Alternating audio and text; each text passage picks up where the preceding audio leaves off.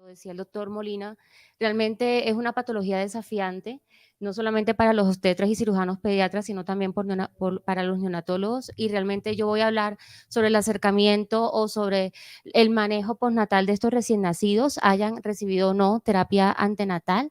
Y definitivamente esto se logra cuando hacemos un trabajo en equipo, que lo hemos hecho muy bien hasta el momento, y que definitivamente la literatura nos ha abierto la posibilidad del cambio en el manejo en los últimos 10 años probablemente.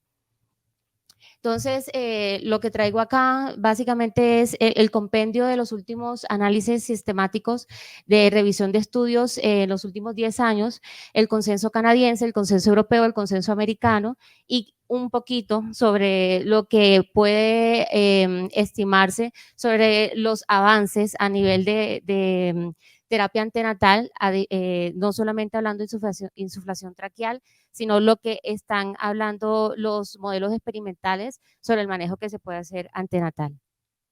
Entonces, este es el convenio canadiense, esto es sobre terapia antenatal y esto es la revisión sistemática de la literatura que habla sobre todos los consensos de los últimos 10 años.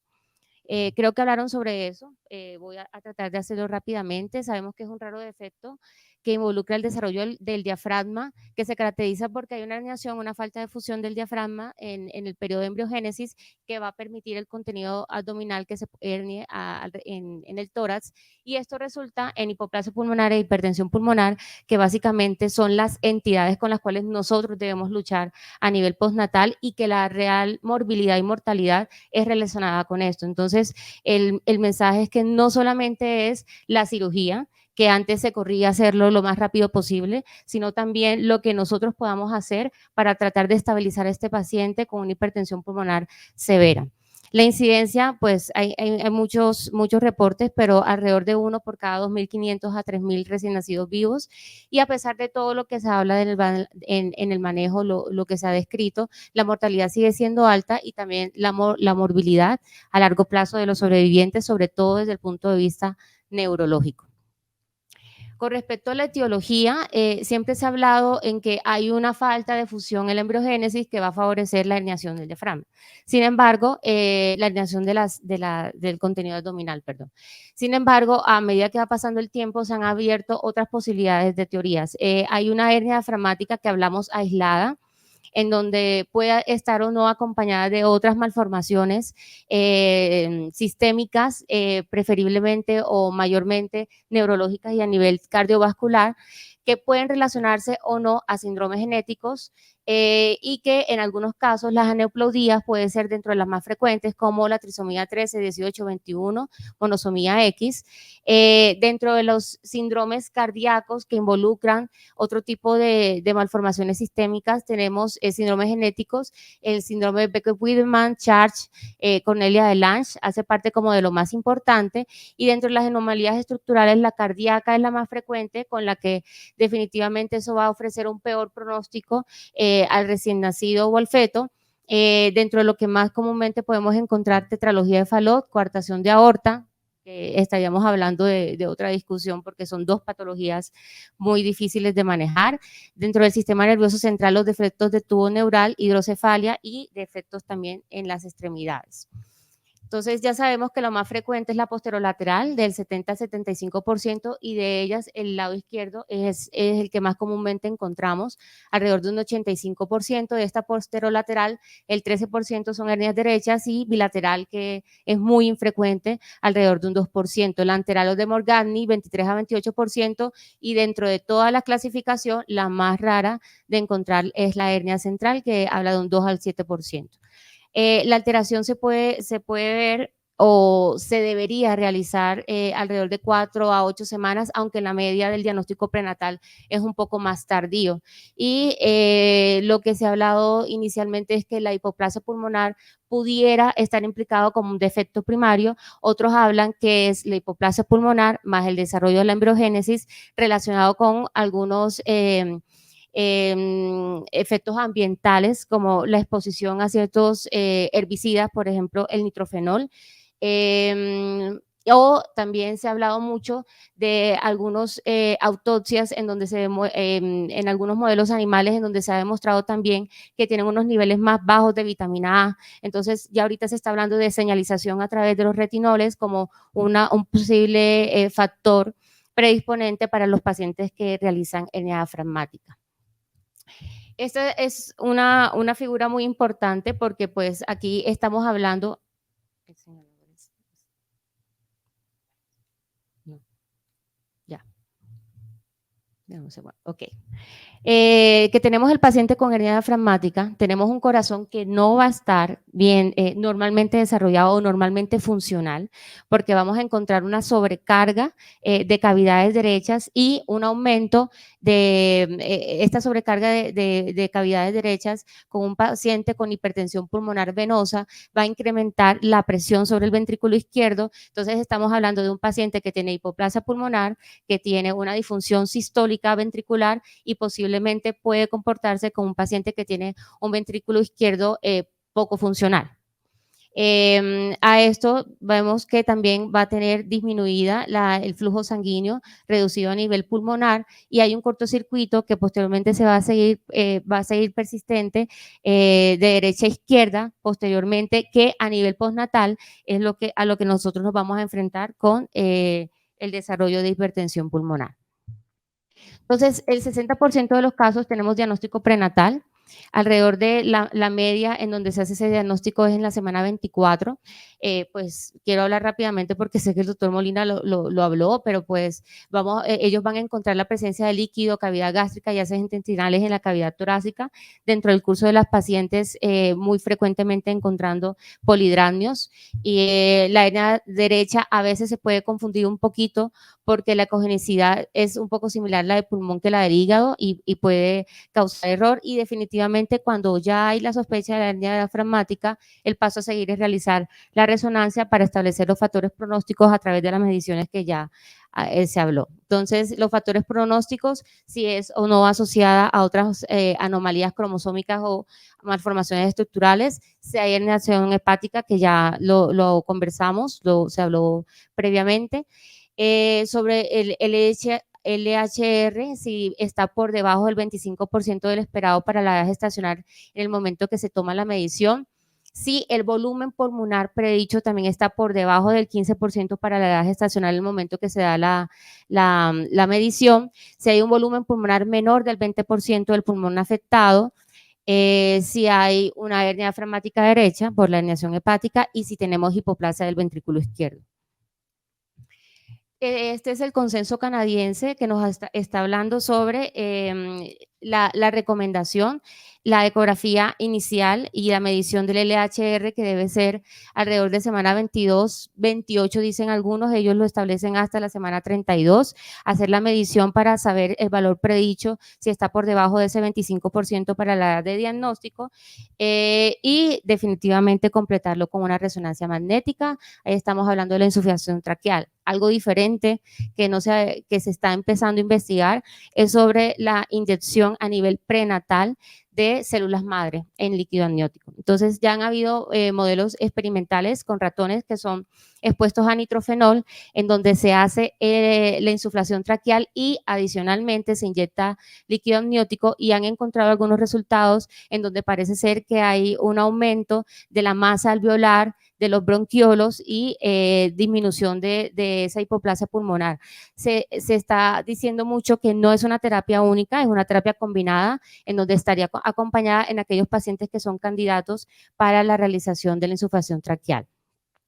Y lo otro que encontramos, de lo que también se está hablando, es sobre la inyección intramniótica de sildenafil. Entonces aquí no solamente estamos tratando la hipoplasia pulmonar, sino todo lo que se ha hablado en la etiopatogénesis de la hernia diafragmática y del por qué estos pacientes no sobreviven, que es la hipertensión pulmonar, porque estos pacientes o estos fetos hacen una remodelación in útero de los vasos pulmonares, en donde hay una contracción o hay una hipertrofia de ese músculo liso. Entonces parece ser que la inyección intramniótica de sildenafil podría darnos una esperanza para tratar de mejorar esa remodelación antenatal, pero todavía sigue en investigación. Entonces, en lo que compete de mi parte o de la parte de neonatología sobre el manejo postnatal, definitivamente todo empieza desde el manejo en sala de partos. Entonces, lo ideal es que cuando estos pacientes se someten a una junta médico-disciplinaria en donde están todos los servicios, es que se trate de llevar a semana 39, si no hay ninguna otra malformación asociada, si el paciente no tiene ningún otro morbilidad fuera de preeclampsia u otras cosas que obligan a que esa programación. Se va a hacer la intubación inmediata. La recomendación es que aparentemente estos pacientes tienen, ahorita que se está hablando de desviación traqueal, tienen la carina un poco más alta que el resto de recién nacidos, entonces la recomendación es que la fijación del tubo se haga 0.5 centímetros menos a lo que normalmente la medida nos debe dar para ese paciente. Se está hablando mucho, no solamente en hernia diafragmática, sino a nivel general en muchas escuelas sobre la reanimación con cordón intacto. Pero con respecto a la hernia diafragmática es que el paciente se intuba una vez nace en sala de partos, aún sin el pinzamiento del cordón. Entonces, eso es lo primero que se debe realizar. El paciente posteriormente se estabiliza vía aérea, se lleva a la sala de adaptación. Vamos a hacer una monitorización inicial de la frecuencia cardíaca y vamos a tratar de hacer mediciones inmediatas de saturación pre y postductal, porque eso nos puede dar una luz de qué tanta hipertensión pulmonar hay. Si un paciente tiene una hipertensión pulmonar severa, posiblemente va a ser un paciente hipoxémico de una forma inmediata en los primeros minutos de vida, con un gradiente importante de saturación pre y postductal. Y la toma de presión media sanguínea también es muy importante, porque si el paciente, una vez esté estabilizada la vía aérea, muestra signos de hipotensión o de shock, nos está hablando posiblemente de disfunción ventricular y es un paciente que va a tener también un pronóstico sombrío en cuanto al manejo postnatal y a su forma de presentación clínica. Se ha hablado mucho sobre FIO2, ya les voy a contar sobre qué nos recomiendan las últimas guías, y la meta de saturación preductal debe ser alrededor de 80-95%. Entonces, el FIO2, esto es un blender que tenemos en sala de partos y en la unidad neonatal. Antes se hablaba que la reanimación en un paciente con hernia diafragmática debía ser siempre al 100%, pero ya los estudios nos hablan que definitivamente ese estrés oxidativo aumentado por los radicales libres al usar la reanimación al 100% son perjudiciales para nuestro recién nacido, aún con hipertensión pulmonar severa. Entonces se han hecho estudios en donde se ha comparado una FIO2 mucho más baja, alrededor de 40-50% versus 100%, y definitivamente han encontrado que los pacientes que se han recibido o se han reanimado con una FIO2 del 100% tienen una posibilidad de ECMO de 38% versus 15%. Aquellos pacientes que tienen una FIO2 más alta en el momento de la reanimación también tienen mayores periodos de ventilación mecánica, tienen una menor sobrevida y también se ha relacionado con leucomalacia periventricular. Entonces, la recomendación definitivamente hasta el momento es que la FIO2 con la que se reanima el paciente debe ser alrededor del 50%.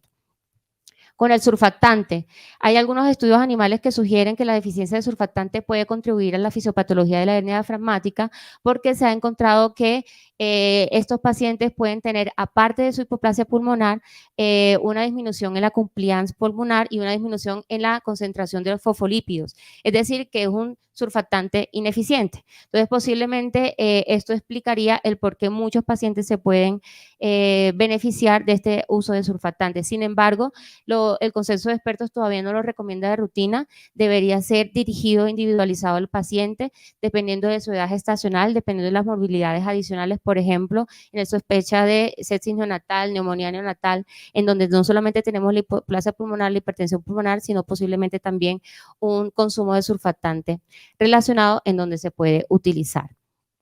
La ventilación mecánica. Pasamos de tratar de llevar a estos pacientes a un óptimo pH alrededor de 7.4 a hablar de ventilación gentil. La mayoría de los consensos de expertos recomiendan empezar con ventilación mecánica convencional. Cuando en los años 80 se habló de ventilación de alta frecuencia y cuando ya tuvimos la disponibilidad de ECMO, muchas escuelas intentaron que esta fuera la primera estrategia ventilatoria para el manejo de pacientes, pero los resultados no fueron adecuados en cuanto a sobrevida y en cuanto a las morbilidades a corto y a largo plazo.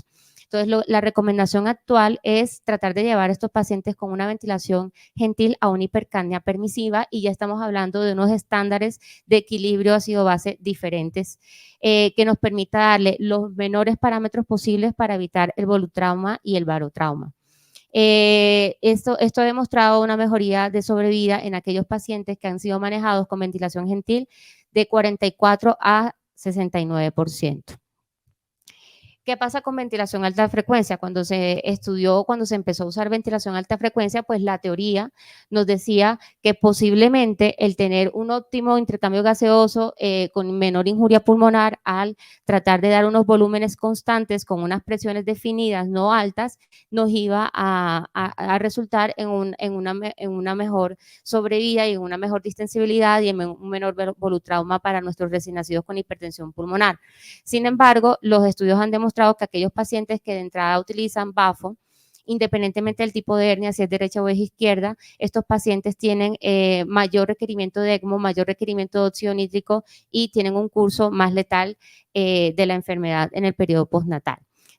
Se ha hablado ahora de que la BAFO es una ventilación de rescate para los pacientes con hernia diafragmática, y la mayoría de los estudios recomiendan empezar con una frecuencia de 10 a 15 Hz y una presión media de la vía aérea de 13 a 15 en ventilación de alta frecuencia cuando empezamos con ventilación gentil y no hemos logrado aún la hipercapnia permisiva. ¿Qué muestran los resultados o qué nos hablan los resultados para nosotros escoger la estrategia de ventilación mecánica, o qué tratan de medir? Uno, muerte, ¿sí? Si el paciente sobrevive o no sobrevive, el riesgo o no de displasia broncopulmonar del paciente a término. Entonces, definitivamente, ventilación convencional muestra un riesgo de muerte o una mortalidad de 45% versus BAFO 54%. Aquellos pacientes que fueron manejados con BAFO más frecuentemente son relacionados con óxido nítrico y con requerimiento de ECMO, y algunos estudios hablan de BAF-JET, es decir, una ventilación de alta frecuencia pero con ventilador de JET, como mejor alternativa como ventilación de rescate para los pacientes que no usaron ventilación convencional con buena tolerancia. Entonces, estos son los tres grupos. Tenemos el convenio europeo, el consenso europeo, el consenso americano y el consenso canadiense. Los tres hablan de ventilación convencional como primera opción de ventilación mecánica. El americano abre la posibilidad de que sea la primera opción alta frecuencia en los pacientes de peor pronóstico, y ellos sí hablan del paciente con hipertensión pulmonar severa, que desde sala de parto nos dimos cuenta por un gradiente de presión importante, porque tienen disfunción ventricular o también porque sea una hernia diafragmática derecha. El modelo de rescate, ventilación de alta frecuencia, los americanos y los europeos. Los canadienses están hablando de ventilación de alta frecuencia con JET, no oscilatoria. Los parámetros ventiladores en convencional no deben superar los 25 centímetros de agua en PIP, en presión inspiratoria pico. La PEP debe ser lo más fisiológica posible y baja, entre 3 a 5 centímetros de agua, y una frecuencia que no sea mayor de 60 en ventilación convencional. Para los pacientes que necesitaron ventilación de alta frecuencia como rescate, 13 a 15 centímetros de agua de presión media y una amplitud que no sea mayor de 40 centímetros de agua. Lo que nosotros vamos a querer llevar en ventilación convencional para el convenio europeo es una saturación preductal de 80 a 95% y por lo menos lograr postductal de 70%. O sea, no vamos a llegar a la máxima saturación, porque eso implicaría un ascenso de los parámetros ventilatorios y una mayor capacidad de volutrauma, de barotrauma. Para los americanos simplemente no tienen en cuenta la saturación postductal, sino que la preductal esté alrededor de 85%. Y la CO2, 50 a 70 milímetros de mercurio, y para los americanos que por lo menos llegue a 60. Empezamos a destetar el ventilador si lo logramos, si el paciente se logra estabilizar, cuando ya tengamos una FiO2 preductal mayor de 95, para empezar a bajar parámetros del ventilador, y cuando tengamos una PIP y una PEP que nos logre llevar un CO2 por debajo de 50 en arteria. Este estudio también nos habla qué hay con respecto a requerimiento de óxido nítrico, requerimiento de vasopresores, requerimiento de ECMO y la sobrevida si utilizamos ventilación convencional, ventilación de alta frecuencia. Y Yang hizo una clasificación en alta frecuencia en aquellos pacientes que fueron sujetos a alta frecuencia, en aquellos con estrategia de alto volumen o de bajo volumen, que básicamente la diferencia en parámetros es tratar de llevar una presión media más baja en los pacientes con una estrategia de bajo volumen versus 13 a 15 en pacientes para alto volumen. Y digamos que en lo que tiene que ver con sobrevida, la mejor sobrevida la demostraron aquellos pacientes que utilizaron ventilación de rescate con alta frecuencia en estrategia de bajo volumen. En cuanto a requerimiento de ECMO, la mejor también fueron aquellos que requirieron bajo volumen, y con el requerimiento de óxido nítrico, al que peor le fue el grupo que utilizó alta frecuencia en alto volumen. Entonces, la recomendación del convenio del consenso canadiense es que definitivamente el paciente debe ser intubado una vez nazca y debe ser llevado a ventilación mecánica cuando se pueda, y el resumen al final es convencional. Posiblemente estos pacientes requieren sedación y relajación neuromuscular para favorecer el confort y evitar las crisis de hipoxia. Cuando nosotros llevamos a este paciente en sala de partos a intubación, tener un reanimador en pieza en T que nos permita medir no más de 25 centímetros de agua en cuanto a la presión inspiratoria pico que vamos a utilizar, el pH alrededor de 7.25 y que tengamos una saturación preductal al menos de 85% a nivel preductal. Ecocardiografía. Entonces el paciente nació, lo intubamos, colocamos al ventilador y estamos llamando inmediatamente a cardiología. Es muy importante ese estudio ecocardiográfico, primero porque nos va a ayudar a descartar cardiopatía congénita asociada, sobre todo si no tuvimos una buena luz de lo que pasó prenatal o había una duda en cuanto a si había qué tipo de cardiopatía era la que existía. Pero aparte de eso, muy importante para establecer cómo está la función sistólica del ventrículo izquierdo, porque eso nos permite tratar de orientar también el manejo de soporte hemodinámico de nuestro paciente. Cómo se encuentra el ventrículo derecho. Se puede hacer una medición inicial de forma indirecta del grado de hipertensión pulmonar a través del flujo del ductus y del foramen oval. Una vez nosotros tengamos ese ecocardiograma, dependiendo de los hallazgos que se encuentre, podemos de una vez indicar si el paciente es candidato para uso de óxido nítrico, y definitivamente en aquellos pacientes que tengan difusión diastólica del ventrículo izquierdo, la recomendación es iniciar milrinone.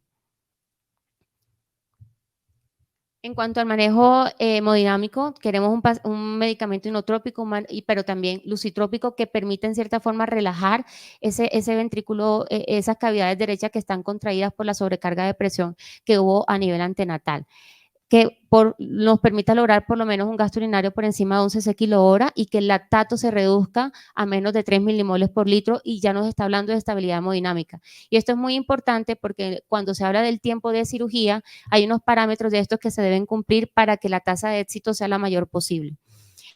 Poder asegurar una adecuada perfusión sistémica, nunca antes de optimizar el volumen.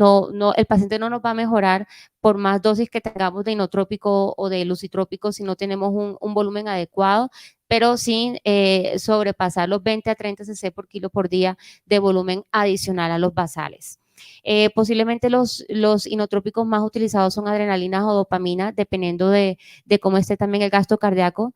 En aquellos pacientes que han demostrado tener un shock resistente que no funciona con altas dosis de los anteriores, vasopresina ha empezado a utilizarse con unos resultados prometedores.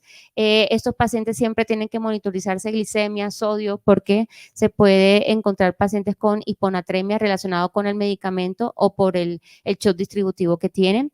Y el uso de esteroides para los pacientes en rescate del shock refractario. El tratamiento, entonces, la recomendación canadiense es obtener un llenado capilar menor de 3 segundos, un lactato menor de 3 y que un gasto urinario esté mayor de 11 cc/hora. Es decir, que cuando tengamos lo contrario, esto nos indica que ya debemos empezar un soporte inotrópico. Hacer un ajuste de cristaloides sin exceder los 20 o 30 cc por kilo.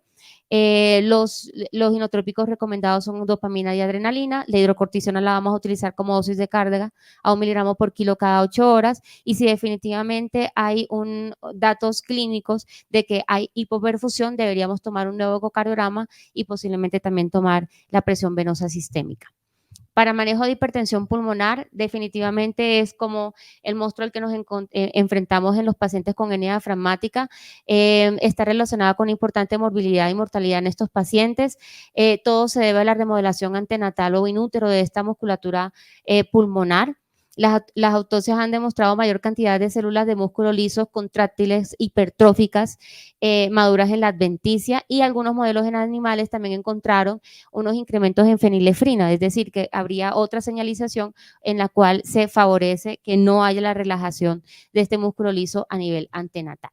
Entonces tenemos varias vías, la vía que depende del GMP cíclico y en donde va a actuar el óxido nítrico, la vía del ácido araquidónico, donde la prostaciclina va a favorecer la vasodilatación, y la vía de las endotelinas. Dependiendo de cuál vía se vaya afectando, nosotros vamos usando uno u otro medicamento. Obviamente estamos a ciegas porque no tenemos ni idea de la bioquímica de nuestro paciente, pero la respuesta clínica, dependiendo de lo que estamos usando, es lo que nos va a hacer ir rotando el tratamiento para mejorar la hipertensión pulmonar.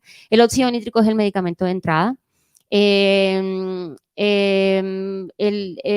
ha demostrado que hay una disminución en la expresión del óxido nítrico sintetasa inducible en los recién nacidos con hernia diafragmática, es decir, que no hay el paso de citrulina a arginina, y eso no va a favorecer a que haya un óxido nítrico suficiente para la relajación de la vasculatura pulmonar. Entonces nosotros vamos a encontrar que si tenemos la indicación por hipertensión pulmonar, porque el ecocardiograma nos lo dice, que debemos usar óxido nítrico, lo vamos a empezar a 20 partes por millón y deberíamos tener una respuesta entre 1 a 4 horas después de su inicio. Aquí vamos a empezar a clasificar nuestro paciente respondedor a versus no respondedor. Y el paciente no respondedor es el que nos va a obligar a terapias adicionales. Definitivamente aquel paciente que responde bien a óxido nítrico le va mejor, y es el paciente que no va a requerir ECMO y que va a tener una mejor sobrevida. Aquel paciente que se comporta como no respondedor, que nos obliga a terapias adicionales, posiblemente hay una alteración de la señalización bioquímica por otras vías y que está más relacionado a requerimientos de otro tipo de terapias y de ECMO. El sildenafil es la primera opción para el paciente no respondedor con óxido nítrico. Y la respuesta está en que se ha encontrado que algunos pacientes con hernia diafragmática van a tener una disregulación a nivel de la fosfodiesterasa 5. Entonces, esto explicaría el por qué el paciente no responde a la terapia con óxido nítrico y nos obliga a que esta sea nuestra segunda opción como sinergismo. Se ha hablado mucho sobre la mejoría del gasto cardíaco debido a la disminución de la presión pulmonar 1 a 4 horas después del inicio de sildenafil, y es lo que nosotros tenemos que observar en oxigenación y en gasimetría para poder saber si este paciente nos va bien o no nos va bien con esta terapia. No está descrito que haya requerimiento de mayor manejo de soporte presor, porque deberíamos recordar que el óxido nítrico es un vasodilatador pulmonar selectivo. Las otras terapias pueden llevar también a una vasodilatación sistémica y pueden empeorar el shock, pero con lo que tiene que ver con sildenafil no se ha descrito que haya un empeoramiento en cuanto a la presión sistémica. Posiblemente la combinación con óxido nítrico nos va a dar mayores resultados. El milrinone lo vamos a usar en aquellos pacientes con hipertensión pulmonar severa refractaria y que definitivamente también tengan una disfunción ventricular cardíaca derecha. El bosentan, que hace parte en los últimos 8 años sobre el manejo alternativo para hipertensión pulmonar, ya se ha descrito en los pacientes con hernia diafragmática que el sistema que tiene que ver con la relajación a través de la endotelina van a tener una sobreexpresión significativa de la endotelina A, B, y que son los subtipos de endotelina 1, y esto va también a impedir que haya una relajación adecuada del músculo liso. Se ha visto también que tienen unos niveles aumentados de endotelina 1, y lo que va a hacer el bosentan es que es un inhibidor competitivo, y al ser inhibidor competitivo nos va a favorecer la relajación. Sin embargo, los estudios no lo recomiendan de rutina en la corte de pacientes que tiene que ver en hipertensión pulmonar con hernia diafragmática. Con la prostaciclina o el alprostadil, que es lo que tenemos a la mano, normalmente se encuentra de manera endógena y tiene un efecto también vasodilatador sobre la vasculatura pulmonar de la vía que tiene que ver con el AMP cíclico, porque va a disminuir el calcio a nivel intracelular para favorecer la relajación. No hay muchos estudios que hablen de la corte de hernia diafragmática, pero definitivamente si tenemos el paciente no respondedor, que ya tuvimos óxido nítrico y ya tenemos sildenafil, esta sería la alternativa si no hay disfunción cardíaca derecha, para lo cual ya habríamos hablado que era el milrinone. Hay una disminución significativa del péptido natriurético luego de la terapia, que nos está hablando de definitivamente que hay una mejoría luego de esta terapia. ¿Qué pasa con la prostaglandina? Solamente está indicada después de todos los consensos de expertos en aquel paciente en donde nuestro primer ecocardiograma nos mostró hipertensión pulmonar.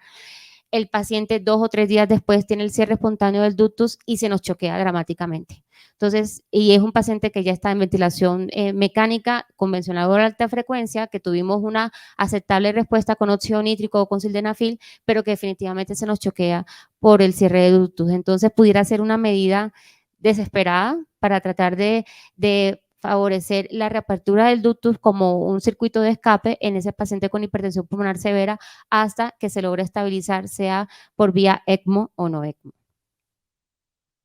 Ese es el resumen de lo que les dije a través del convenio canadiense. Entonces, ECMO, la última alternativa. Se habló mucho sobre que esta fuera la primera opción, pero definitivamente ahora es la última alternativa. Es la causa más común de insuficiencia respiratoria del recién nacido que necesita este tipo de terapia, la hernia diafragmática. Está indicada en aquellos pacientes con shock, con disfunción sistólica del ventrículo izquierdo y con hipertensión pulmonar severa, a lo que nada de lo que les hablé previamente le funcionó. Y definitivamente cuando encontramos un índice de oxigenación mayor a 40. En aquel paciente también que de pronto no cumple aquellos criterios, pero tiene un escape de aire importante y la ventilación de alta frecuencia no funcionó, también está indicada la terapia de ECMO, o que no encontramos lograr el equilibrio ácido-base y tenemos pH persistentemente bajos menor a la hipercapnia permisiva. El hemo venoarterial es el método de canulación más frecuente, pero también se puede dar el hemo venovenoso y definitivamente la sobrevida en pacientes con hernia diafragmática que es llevado a terapia ECMO es mucho más baja y la mortalidad es mucho mayor, pero ya los consensos están hablando que es una terapia de rescate como última opción. ¿Cuándo es el tiempo de cirugía? Llamamos a cirugía, posiblemente cirugía ya sabe el caso antes del nacimiento porque los pusimos en una junta y el cirujano va a estar pendiente, pero el cirujano no es la primera opción de manejo ni va a entrar a operar inmediatamente el paciente. Entonces ya se ha hablado que puede haber un periodo de luna de miel de 12 a 36 horas iniciales donde ese paciente está relativamente estable. Y por eso operar a un paciente en este periodo de luna de miel puede hacer que nos haga pensar que su estabilidad postquirúrgica sea mejor.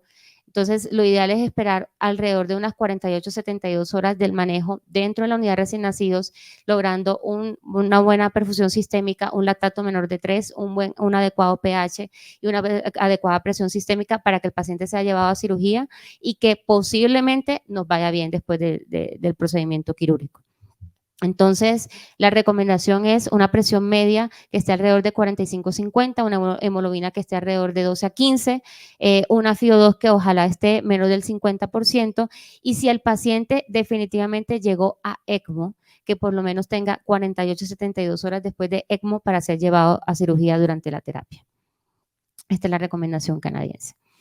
Entonces, ha mejorado la sobrevida, 70-90% de pacientes no ECMO versus 50 pacientes que van a ECMO. El 87% de los pacientes todavía se sigue estudiando qué pasa el después de, es decir, si el paciente neurológicamente le va bien o no le va bien.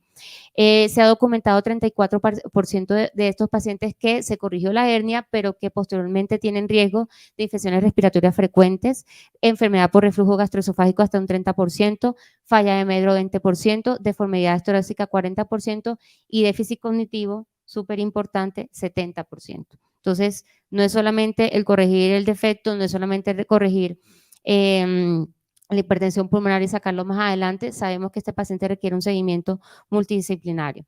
Muy importante que como conclusión, el diagnóstico prenatal para entre todos decidir cuál va a ser la mejor terapia, si el paciente es candidato o no a una terapia antenatal o si definitivamente tenemos que esperar a que nazca y poderle ofrecer lo que se pueda para lograr estabilidad. Sabemos cuáles son los factores de peor pronóstico para que esa información la tengan los padres y también puedan hacer decisiones, como por ejemplo interrupción del embarazo, como se habló previamente. definir cuáles son candidatos a intervención fetal, cuáles son el uso de estrategias ventilatorias protectoras, que definitivamente es la ventilación convencional gentil, y el manejo que se pueda para la hipertensión pulmonar. Nos toca hacerle de todo. Empezamos con óxido nítrico, asumamos sildenafil, posiblemente llegamos al prostadil, y si no nos funciona, el paciente definitivamente debe ir a ECMO, con los resultados que probablemente tengamos mortalidad. Esta es una foto de nuestro jefe de la unidad con nuestro último paciente con hernia diafragmática, que actualmente tiene 2 años. Lamentablemente su padre falleció en pandemia, pero fue nuestro último paciente, y neurológicamente con 2 años de vida se ve muy bien. Entonces, muy importante hacer el seguimiento posterior. Gracias.